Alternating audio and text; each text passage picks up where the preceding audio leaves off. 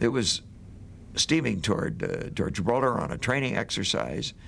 We turned it around. And the president said, move them to within 50 miles, knowing that the fleet was shadowed by Soviet electronic ships, and they would know them directly. That was also part of the message. So our secret invasion by the back door never happened. Thank God for that. The Israeli government waited until their forces had achieved their objective before giving the order to halt. A colleague of mine from Foreign Ministry in Jerusalem called me to give me the text of an agreed statement on ceasefire. Israel accepts any proposal made by General Bull for the implementation of the Security Council ceasefire resolution and the arrangements for the supervision of the ceasefire. I read this statement, slowly translating it from Hebrew into English, and that was the end of the war.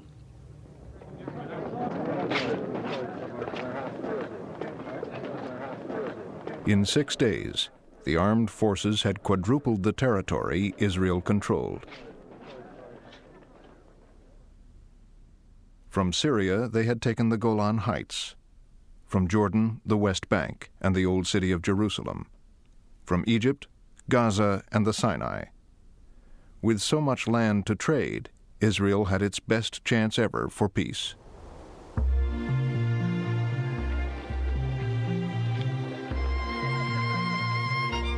Israelis flocked to the Old City. To them, the victory was a deliverance from destruction.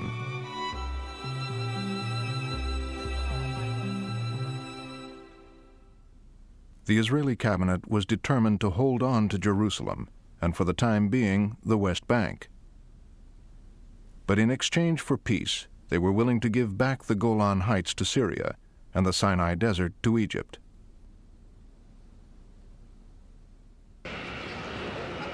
The foreign minister told the Americans of Israel's offer.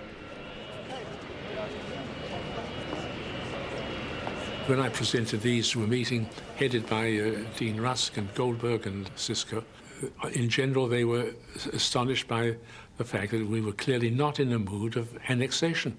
That was, we believed then, a rather remarkable initiative on the part of the Israelis, because we were operating on the assumption, Eban had told us some days before, we are not interested in territory.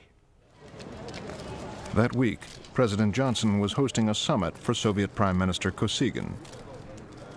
Eager to appear as peacemakers at the UN, the two leaders had a peace resolution drafted. In Cairo, it was scrutinized by the Foreign Ministry. This was another turning point in the Arab-Israeli conflict. We concluded that this proposal was the best we were likely to get. We advised the foreign minister to accept it. The minister looked at it differently.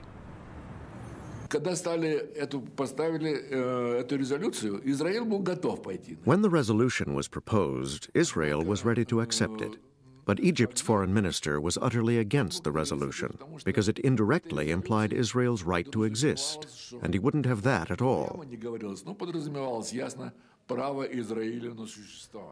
Israel, of course, did not want any resolution that only said, pull back your forces, but didn't recognize Israel's existence. So this was the problem.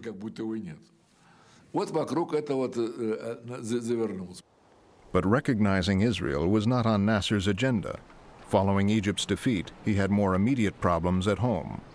Abdul Nasser said, "We've lost. There is no point in staying on. I shall resign."